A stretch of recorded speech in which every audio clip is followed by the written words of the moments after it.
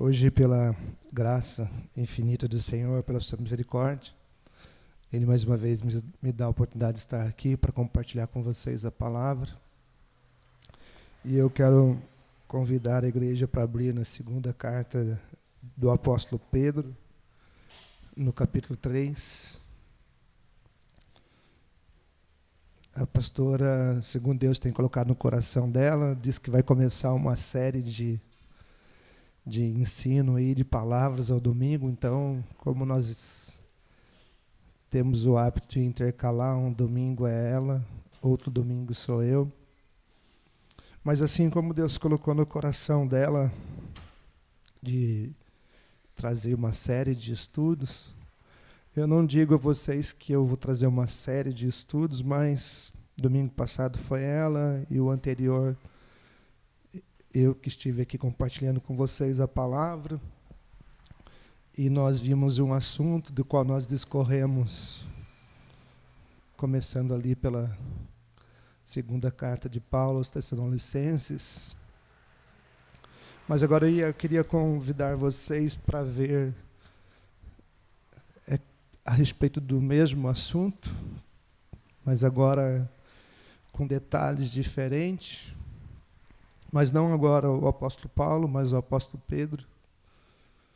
Mas lembrando que tanto Paulo como Pedro, quem os inspirou foi o Espírito Santo. Mas nós não vamos ficar só em Pedro, como vamos passar um pouquinho por Judas também, por Mateus, por Lucas. Mas falando a respeito do mesmo assunto. E o assunto que eu tenho proposto de falar com vocês é a respeito da vinda do Senhor, é a respeito do fim do mundo, a respeito de alguma das coisas que o Senhor permitiu que tenhamos conhecimento.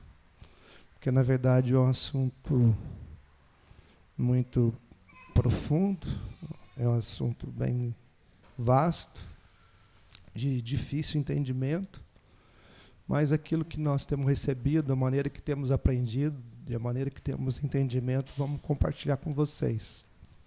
Eu só julgo importante nós falarmos deste assunto, porque nós temos percebido que há uma tendência em muitas igrejas já não se falar mais desse assunto, porque muitos se perderam em seus ânimos e muitos já não têm dado a devida importância a esse assunto, porque quanto mais você conhece desse assunto, aumenta mais a sua responsabilidade.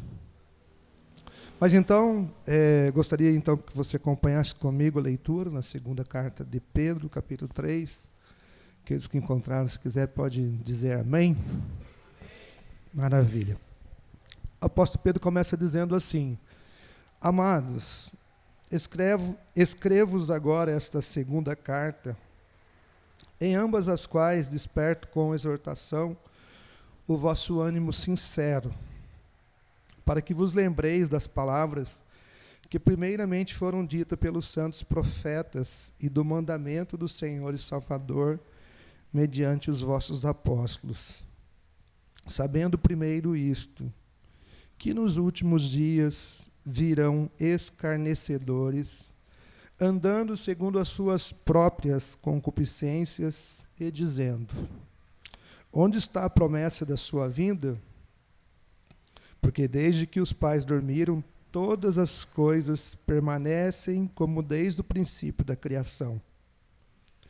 Eles voluntariamente ignoram isto, que pela palavra de Deus, já desde a antiguidade, existiram os céus e a terra, que foi tirada da água e no meio da água subsiste, pelas quais coisas pereceu o mundo de então coberto com as águas do dilúvio.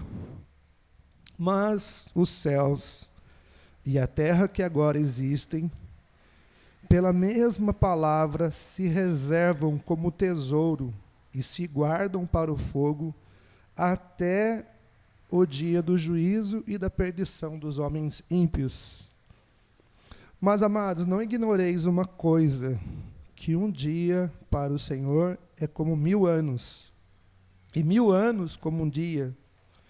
O Senhor não retarda a sua promessa, ainda que alguns a tenham por tardia, mas é longânimo para convosco, não querendo que alguns se percam, senão que todos venham a arrepender-se. Mas o dia do Senhor virá como ladrão de noite, no qual os céus passarão com grande estrondo, e os elementos ardendo se desfarão, e a terra e as obras que nela há se queimarão.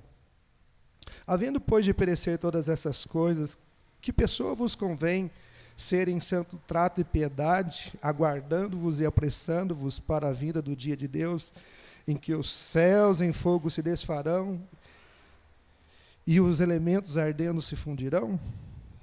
Mas nós, segundo a sua promessa, aguardamos novos céus e nova terra em que habita a justiça. Pelo que, amados, aguardando estas coisas, procurai que dele sejais achados, imaculados e irrepreensíveis em paz. Então, o apóstolo Pedro, ele começa essa segunda carta. Na verdade, nós estamos no capítulo 3.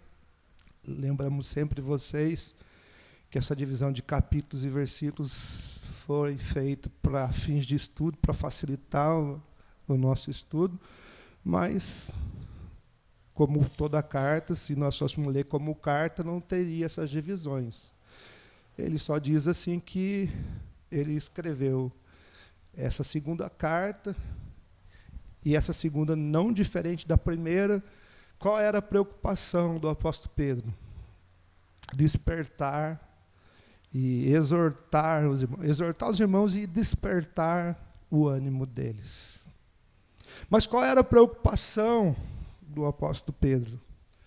Ele disse que nos últimos dias surgiriam homens escarnecedores. E qual seria o motivo do escárnio deles? Do que eles estariam escarnecendo? Do que eles estariam zombando? Eles estariam zombando disso, dizendo que se alguém prometeu um dia que Jesus ia voltar, ou que o mundo ia deixar de existir, ele estava zombando, escarnecendo, dizendo assim, mas onde que está a promessa da sua vinda? Desde que os nossos pais dormiram, ou seja, já para o tempo deles, já os antepassados, eles dizem assim, que eles ouviam que Jesus ia voltar, ou que o mundo ia acabar, mas no entendimento deles, para eles, todas as coisas permaneciam ou estavam nos mesmos lugares. Daí o apóstolo Pedro fala assim, olha, mas eles ignoram uma coisa. O que eles ignoram? Que a terra que hoje existe foi criada pelo quê? Pela palavra de Deus. E ele fala assim, que pela mesma palavra que essa terra hoje foi criada, essa mesma palavra diz que essa terra um dia vai ser o quê? Destruída. Mas antes de nós continuarmos no que Pedro está falando aqui, eu queria que vocês abrissem comigo em Hebreus capítulo 11.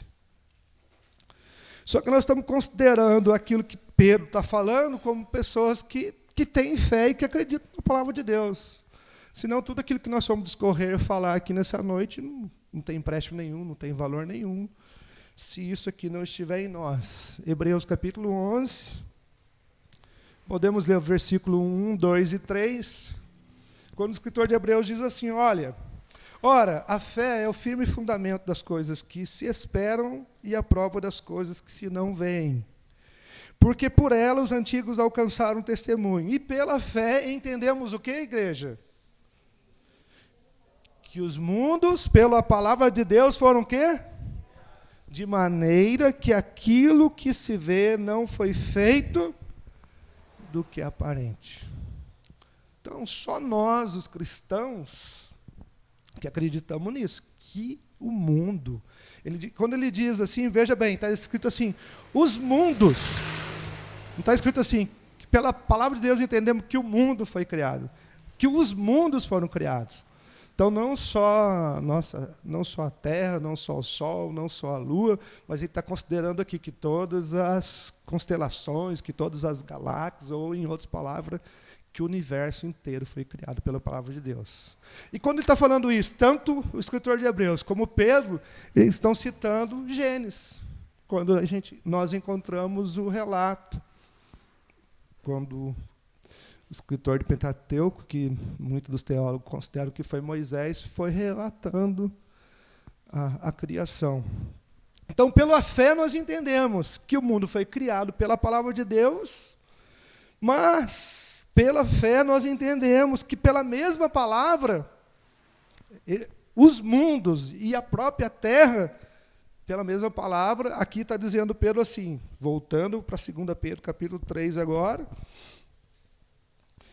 Então, nós estamos falando que esses homens, eles zombavam, escarneciam, dizendo que as coisas permaneciam do mesmo jeito, desde o princípio da criação, mas agora aqui em 2 Pedro, capítulo 3, versículo 5, ele fala assim, olha, eles voluntariamente ignoram isto, que pela palavra de Deus, já desde a antiguidade, existiram, veja bem que está no plural também, os céus e a terra, que foi tirado da água e no meio da água subsiste, pelas quais coisas pereceu o mundo de então, coberto com as águas do dilúvio. Aí ele fala, verso 7, assim, olha, mas os céus e a terra que agora existem, pela mesma palavra, se reservam como tesouro e se guardam para o fogo. Até quando? Até o dia do juízo e da perdição dos homens ímpios. Em outras palavras, o que Pedro está dizendo? Que eles ignoram o quê?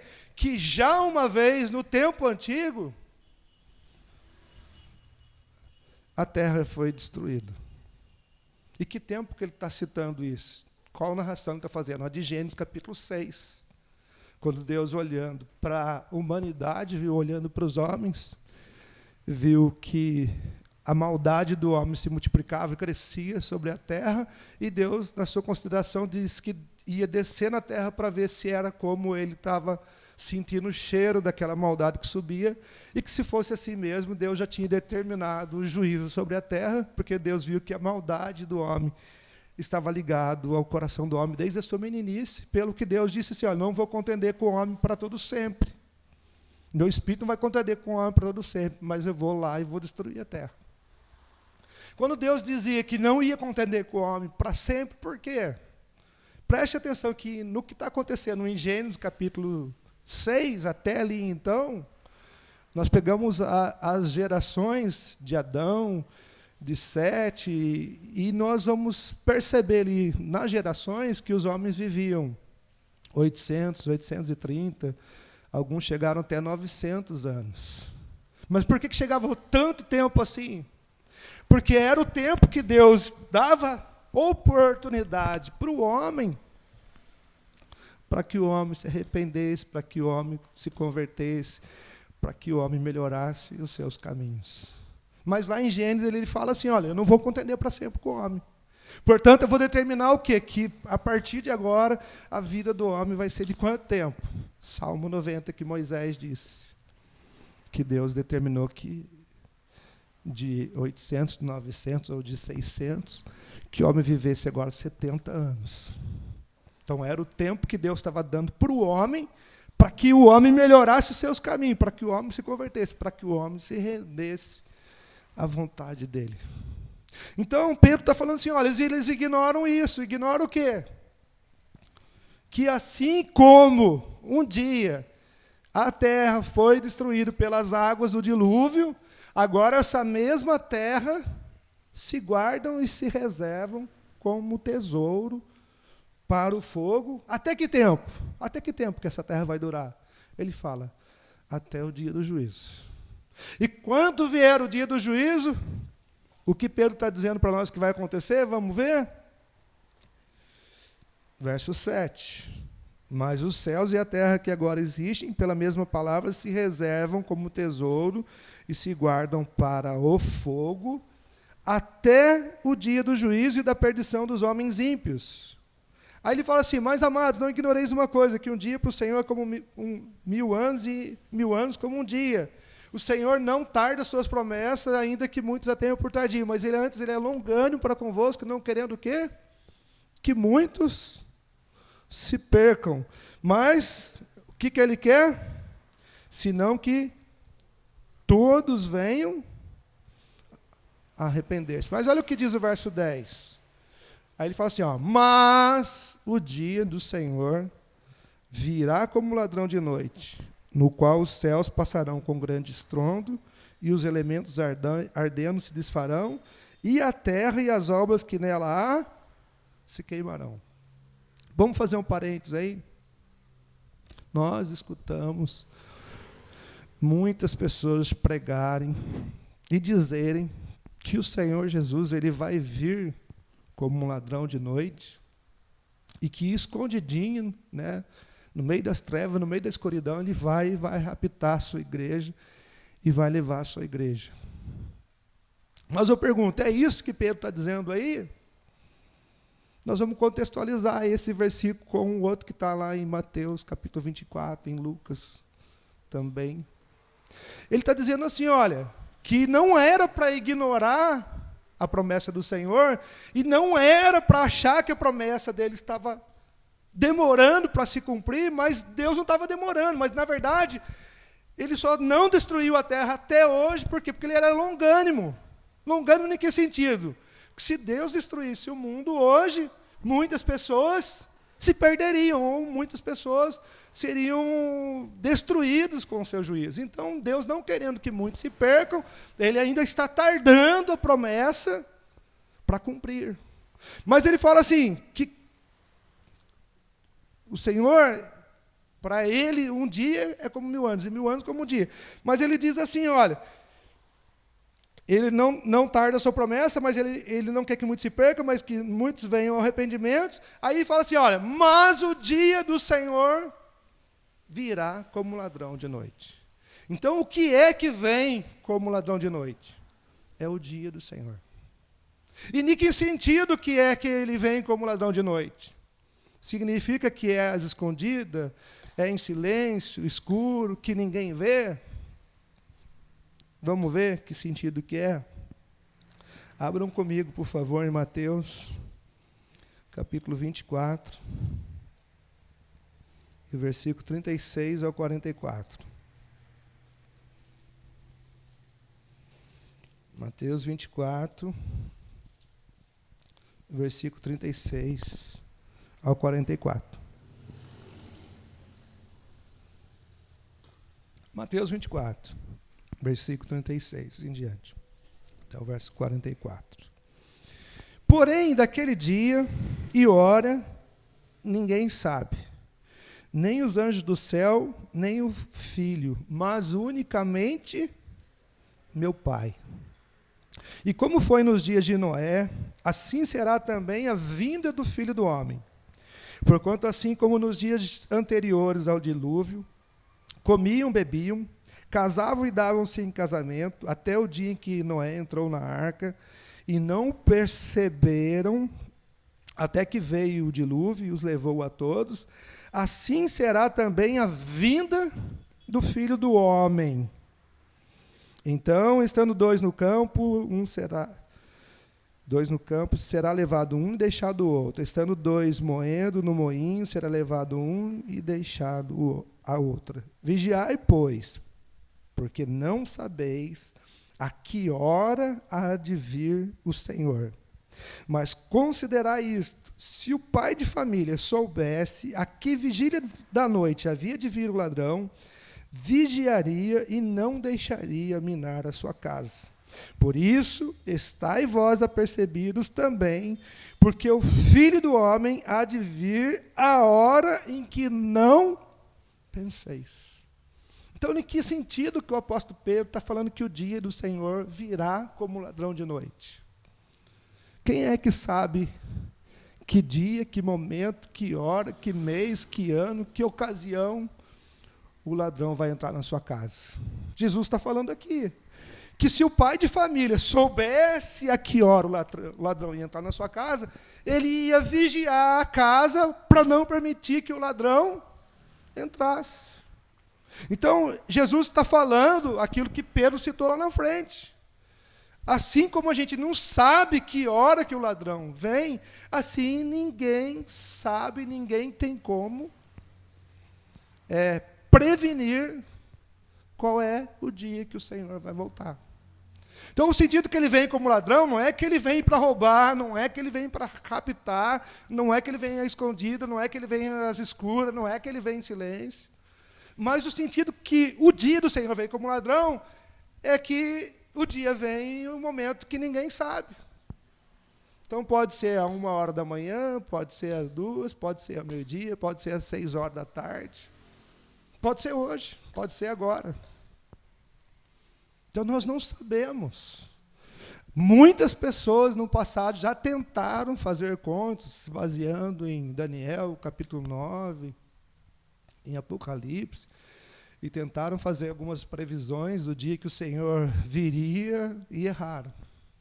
Por que erraram? Porque Deus ocultou essas coisas.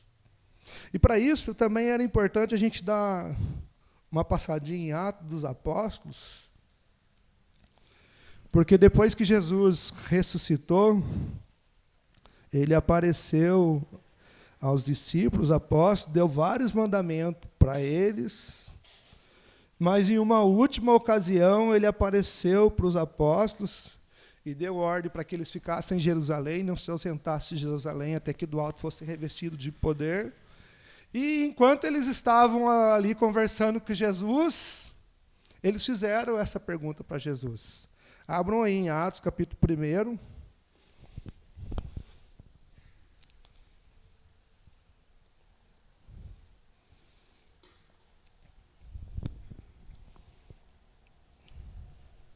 Versículo 6 e o versículo 7.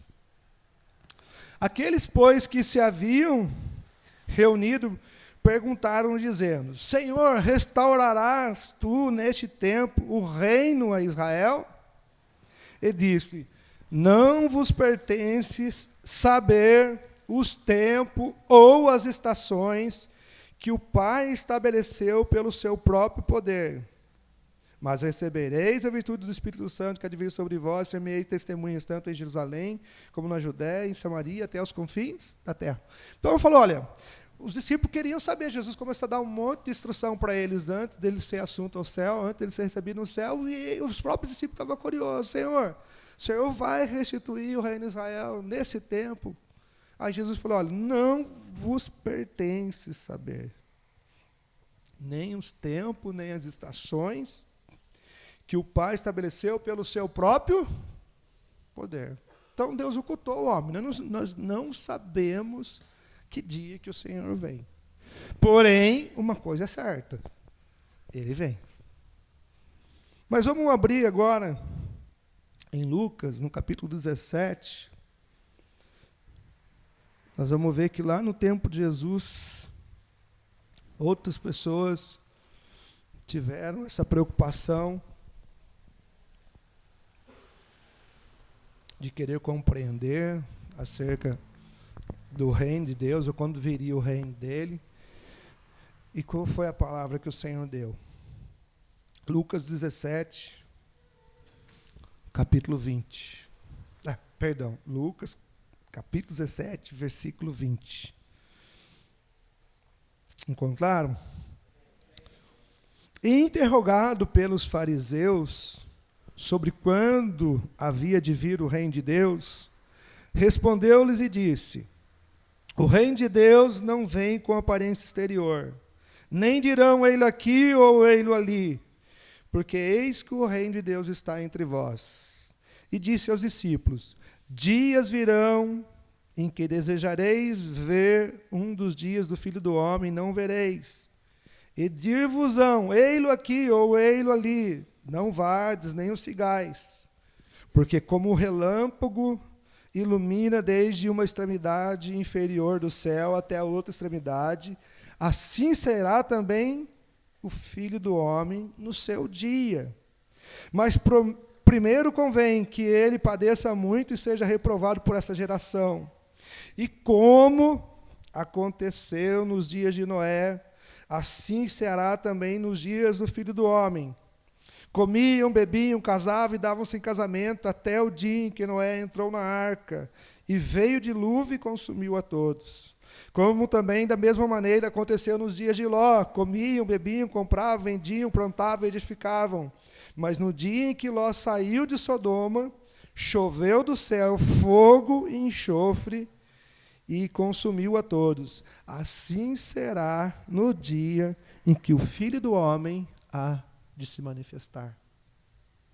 Então, o que Jesus está querendo trazer para esses homens que indagaram ele? O que Jesus quer trazer para nós? Que é a mesma coisa que Pedro falou e a mesma coisa que Paulo também falou. Nós não sabemos que dia que o Senhor vem, mas qual é o sinal que o Senhor deixou para nós? Quanto tempo Noé demorou para construir a arca? Segundo os historiadores, foi mais de 100 anos. E durante os 100 anos, enquanto Noé construía a arca, ele pregava para aquele tempo, para aqueles homens. E com certeza os homens perguntavam: por que você está construindo essa arca tão grande, né? Qual é o motivo que você está construindo? E provavelmente ele falava: olha, o Senhor me apareceu e o Senhor me instruiu, dizendo que ele vai trazer um dilúvio de água sobre a terra e toda a terra vai ser destruída. Mas isso foi 1 ano, 2, 3, 4, 5, 10, 30, 50, 60, 70, 80. Chegou um ponto que os homens duvidavam, não acreditavam, escandalizavam-se dele. Aí, o que Jesus está dizendo aqui? Eles comiam, eles compravam, eles vendiam, eles casavam e se davam em casamento. Até que dia? Até o dia em que Noé entrou na arca. E no dia que Noé entrou na arca, então veio o dilúvio. Então as coisas vão continuar acontecendo, igreja, todos os dias. E isso faz com que as pessoas se apostatem da fé, isso faz com que as pessoas percam seu ânimo, isso faz com que as pessoas voltem atrás, porque começa a passar 1, 2, 10, a pessoa tem 15 anos de fé, 20 anos de fé, e não vê nada acontecendo, e as pessoas voltam para trás, mas eles ignoram uma coisa.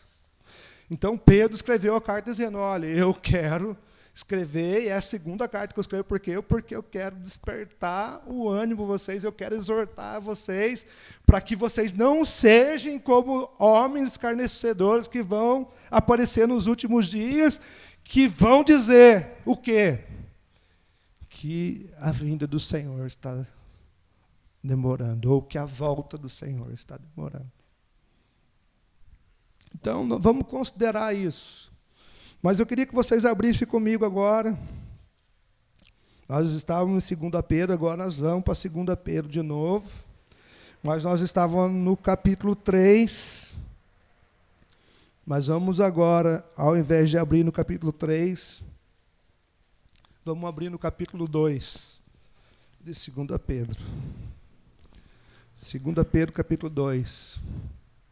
E também houve entre o povo falsos profetas, como entre vós haverá também falsos doutores, que introduzirão encobertamente heresias de perdição e negarão o Senhor que os resgatou, trazendo sobre si mesmo repentina perdição.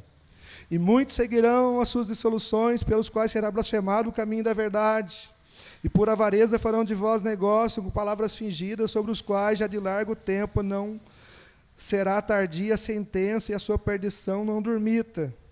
Aí ele vai citar aquilo que nós estamos falando, que Pedro falou no capítulo 3 e que Jesus já tinha predito. Ele fala assim: olha, porque se Deus não perdoou os anjos que pecaram, mas havendo-os lançado no inferno, os entregou às cadeias da escuridão, ficando reservados para o juízo, e não perdoou ao mundo antigo, mas guardou a Noé, pregoeiro da justiça com mais 7 pessoas ao trazer o dilúvio sobre o mundo dos ímpios, e condenou a subversão das cidades de Sodoma e Gomorra, reduzindo-a a cinza e pondo-as para exemplo aos que vivessem impiamente, e livrou o justo Ló, enfadado da vida dissoluta dos homens abomináveis, porque este justo, habitando entre eles, afligia todos os dias a sua alma justa, pelo que via e ouvia sobre as suas obras injustas. Assim sabe o Senhor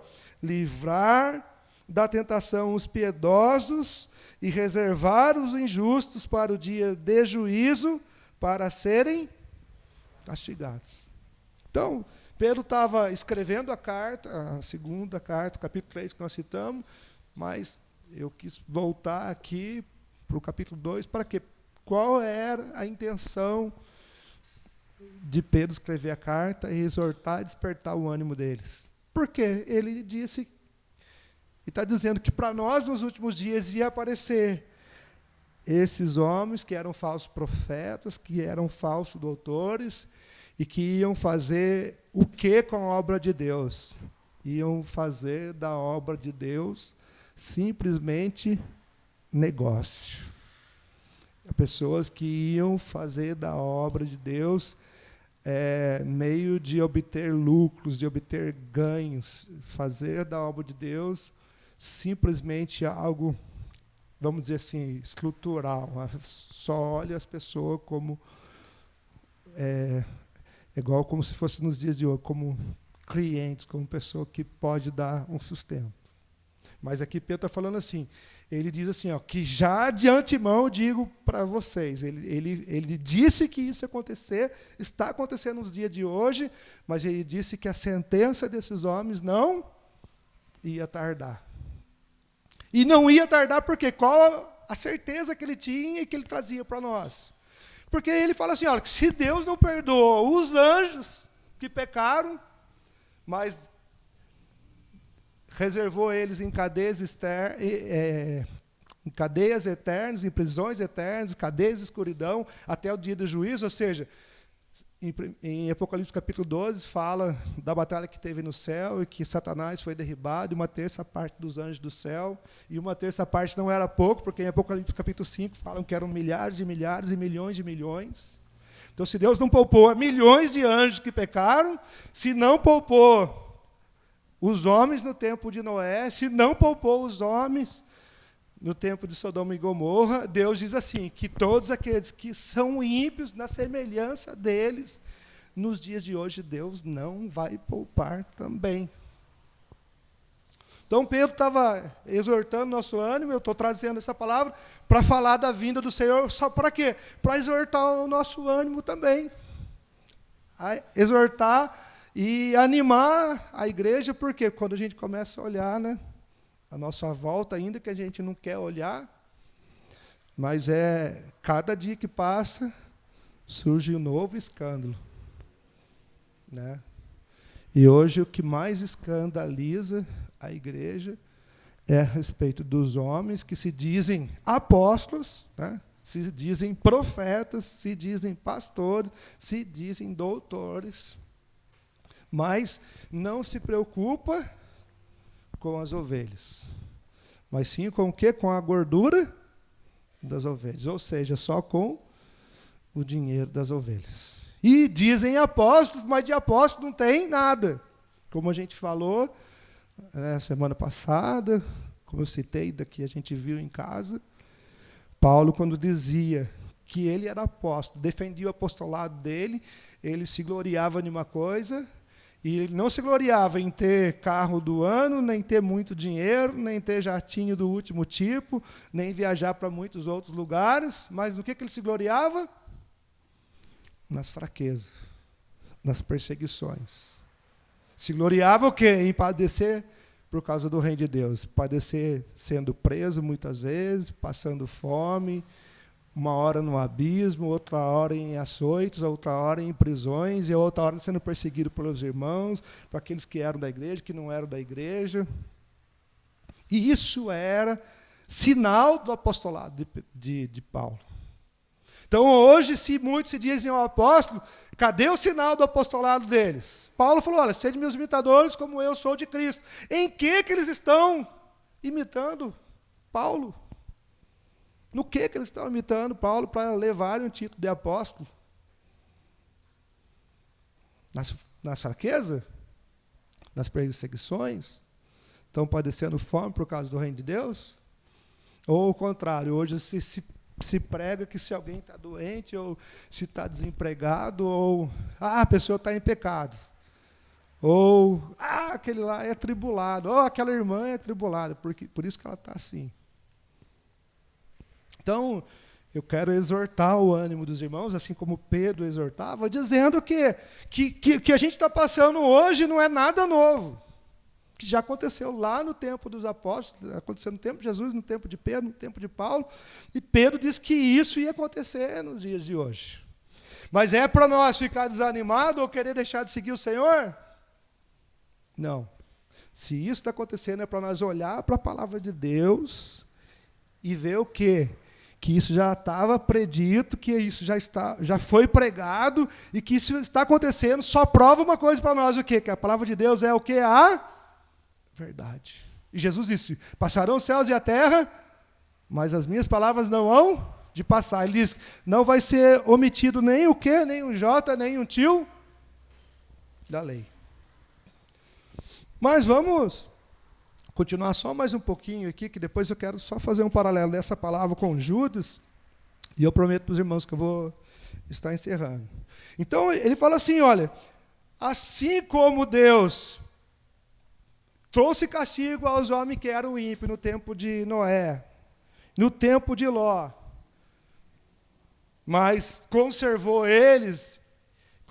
Noé, com ele as almas que estavam com ele, conservou Ló e as almas que estavam com ele, assim também o apóstolo Pedro diz que assim o Senhor também sabe livrar, o verso 9, da tentação, os piedosos e reservar os injustos para o quê? Para o dia do juízo, para serem castigados. Então a gente fica às vezes querendo justiça, querendo que Deus traga justiça, tanta impiedade que a gente vê.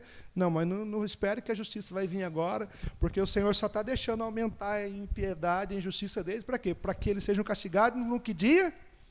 No dia do juízo. No dia de juízo Deus vai cobrar toda impiedade. Aí, verso 10, mas principalmente aqueles que segundo a carne andam em concupiscências de imundícia e desprezam as dominações. Aí, então, está falando assim, que Deus ele livra o justo, mas traz justiça aos homens ímpios. Mas quais homens ímpios? Ele fala, mas principalmente quais deles? Aí ele começa a citar. Homens que, segundo a carne, andam em concupiscência de imundícia e desprezam dominações, atrevidos, obstinados, não receando blasfemar das dignidades. Aí fala assim, olha, enquanto os anjos, sendo maiores em força e poder, não pronunciam contra eles juízo blasfemo diante do Senhor, mas estes, como os animais irracionais que seguem a natureza, feitos para serem presos e mortos, blasfemam do que não entendem, perecerão na sua corrupção, recebendo o galardão da injustiça, pois que tais homens têm prazer nos deleites cotidianos, nódoas são eles e máculas, deleitando-os em seus enganos, quando se banqueteiam convosco, tendo os olhos cheios de adultério e não cessando de pecar, engodando as almas inconstantes, tendo o coração exercitado na avareza, filhos da maldição, os quais, deixando o caminho direito, erraram segundo o caminho de Balaão, filho de Beor, que amou o prêmio da injustiça, mas teve por repreensão da sua transgressão um mudo jumento falando com voz humana, que impediu a loucura do profeta. Estes são fontes sem água, nuvens levadas pela força do vento, para os quais a escuridão das trevas eterna se reservam, porque falando coisas muito arrogantes, de vaidades, engodam com as concupiscências da carne e com dissoluções aqueles que estavam se afastando dos que andam em erro, prometendo-os liberdade, sendo eles mesmos servos da corrupção, porque de quem alguém é vencido, do tal, esse mesmo também se faz servo. Então, está falando assim que Deus livra o ímpio da maldade, livra o justo da maldade, mas do homem ímpio, do homem mau, o Senhor traz para ele juízo. Mas, principalmente quais? Daí ele traz uma lista aqui. Ele fala de homens que se levantam contra as dominações, que ele está falando aqui, que se levantam contra o governo, que se levantam contra as autoridades, que blasfemam de coisas que não conhecem, que se preocupam só com as concupiscências da carne, ou seja, só com as paixões humanas, ou seja, que vivem só se preocupando com o mundo físico.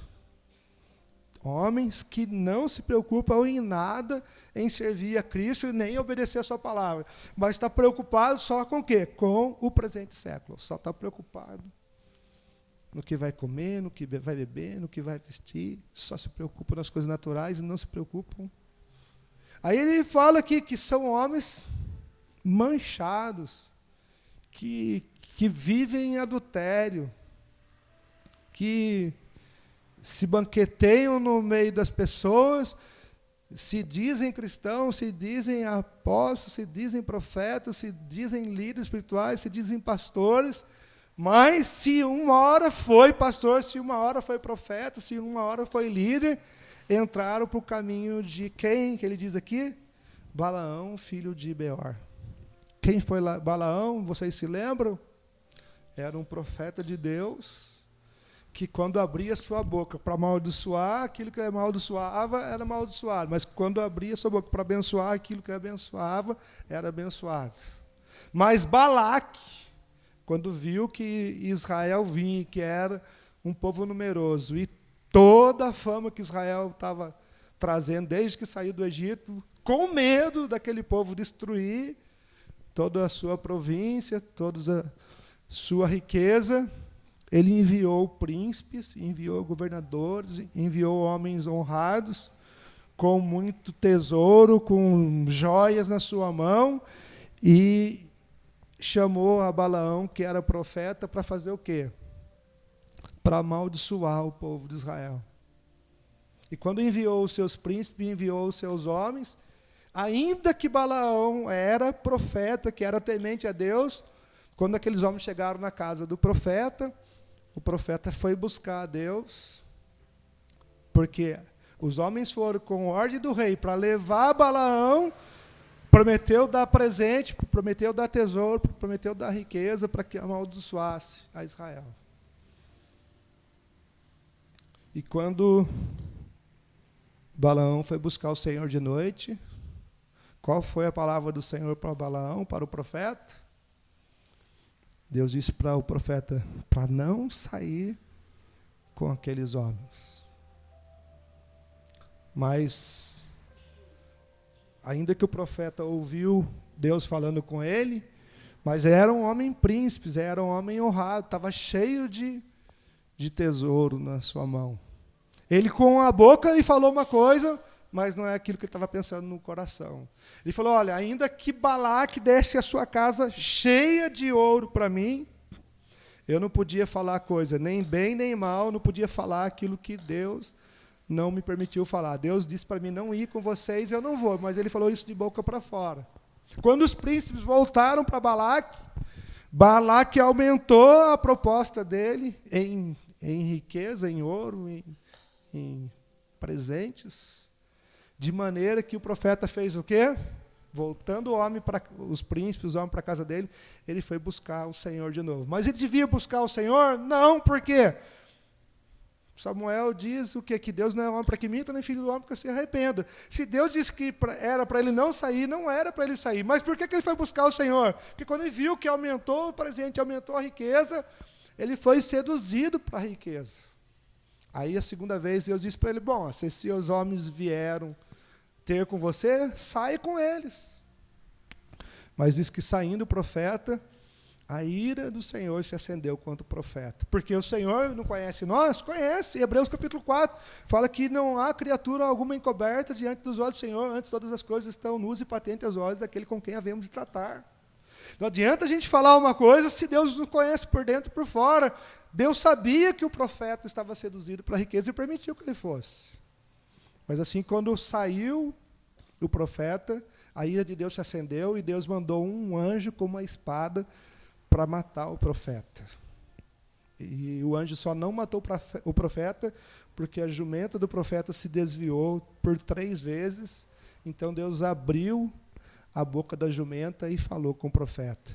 Ou seja, o profeta estava cego por causa das riquezas e estava surdo.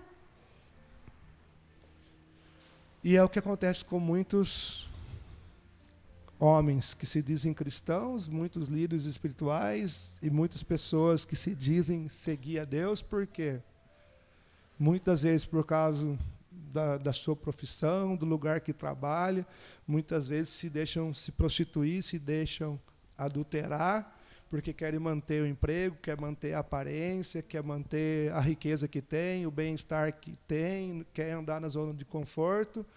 Então, negam a Jesus, negam a Deus, negam o seu chamado, negam o seu ministério, negam os dons, negam o talento que Deus deu a ele, porque trocam as coisas espirituais pelas coisas terrenas, pelas coisas materiais. Mas esquece de uma coisa, que Pedro está falando o que aqui para nós? Que o dia do Senhor está perto. E que nós não sabemos nem a hora, nem o dia que ele vem. Porque o dia e a hora que ele vem vai ser como o ladrão de noite. O dia a hora que nós menos esperar, o Senhor vem. Amém? Eu falei que nós íamos para ajuda, vamos passar rapidamente para lá e nós já vamos estar encerrando. Na verdade, Judas vai falar a mesma coisa que Pedro está falando aqui.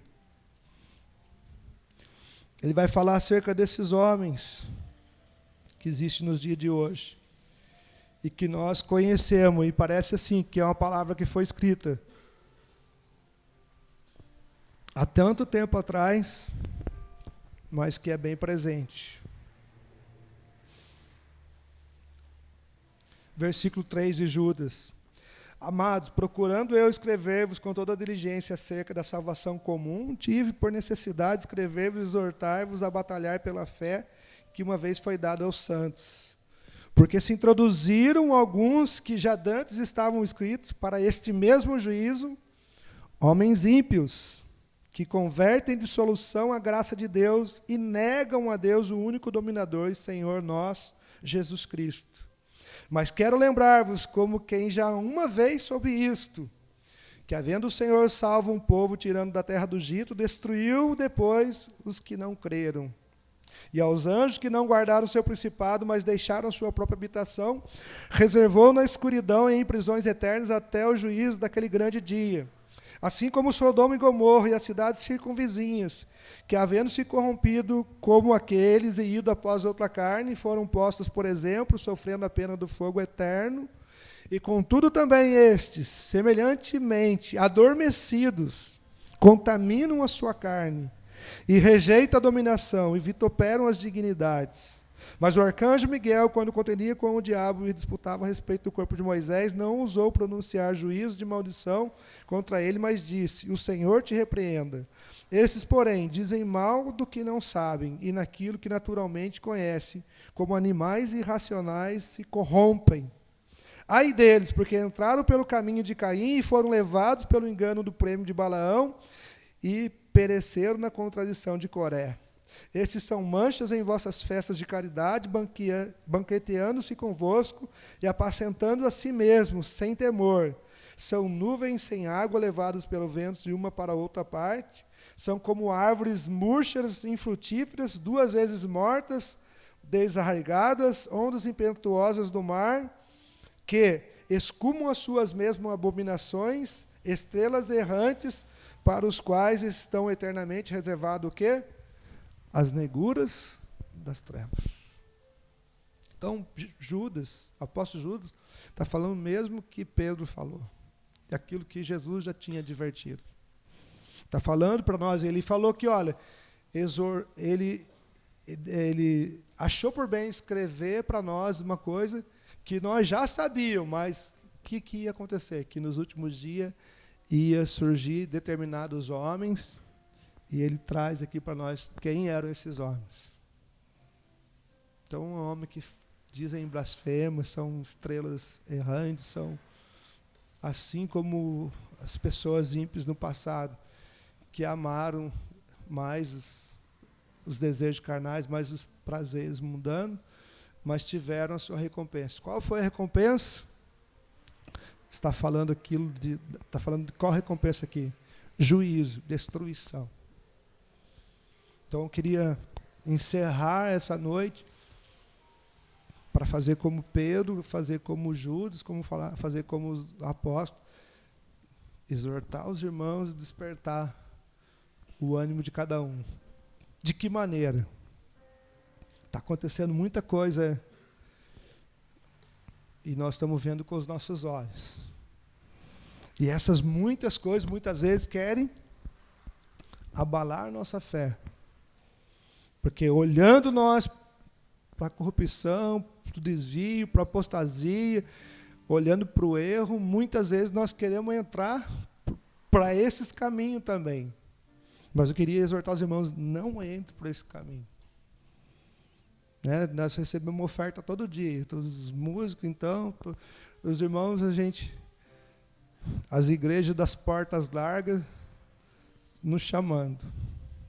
Mas Jesus falou em Mateus, capítulo 7, que apertado e estreito é o caminho que conduz à salvação. Mas larga e espaçosa é a porta que conduz à perdição. E ele diz assim, muitos são os que entram por ela. Então hoje ninguém quer sofrer por causa do reino de Deus. Hoje ninguém quer levar a sua cruz. Hoje ninguém quer renunciar à sua vida. As pessoas querem seguir a Cristo, mas querem amontoar para si doutores conforme a sua própria concupiscência. Então por isso que existem muitas igrejas. A pessoa vai na igreja que ela se encaixa. Mas nós não temos que procurar a igreja onde nós nos encaixamos. Nós temos que procurar a igreja que faça o quê? Que nos pregue a verdade. Nós não temos que amontoar líderes ou doutores ou pregadores que façam o desejo da nossa carne, ou que falam coisas que venham trazer para nós, olha, a pessoa é seduzida por um pecado, ele não quer ouvir a verdade, ele quer ouvir aquilo que vai massagear o seu ego, que vai do encontro à sua necessidade. Não, a palavra de Deus não veio para ir de encontro com a nossa necessidade. Quando Simeão pegou Jesus nos braços, levantou para o céu, Senhor, agora pode despedir em paz o teu servo, porque agora eu já vi a salvação. E esse aqui é levantado para o quê? Para a elevação de muitos, mas também para a queda de muitos. Esse aqui foi levantado para quê? Para pedra de tropeço. Porque está escrito em Sião que Deus ia levantar o quê?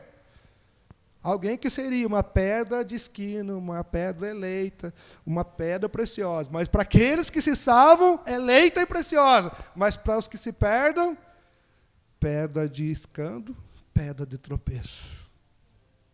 Então, para aqueles que não querem servir a palavra de Deus, não querem viver uma vida de renúncia, Jesus é uma pedra do quê? De tropeço. A palavra de Deus, ela serve para quê? Para trazer salvação, mas ela serve para trazer condenação. Salvação para aqueles que ouvem e obedecem a ela. Mas condenação para aqueles que não obedecem. Então, o Senhor está demorando para vir buscar a sua igreja? Está demorando, igreja? Não. Mas por que Ele não veio ainda? Ele é longânimo comigo, Ele é longânimo com você, Ele é longânimo conosco. O Senhor não quer que nós morramos nos nossos pecados. Mas antes Ele quer que nós nos convertamos. E converter pelo quê? Pela sua palavra. Mas se nós não dermos ouvido à palavra do Senhor, nós temos exemplos aqui.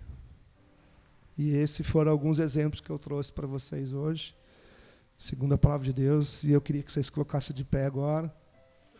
Nós vamos orar.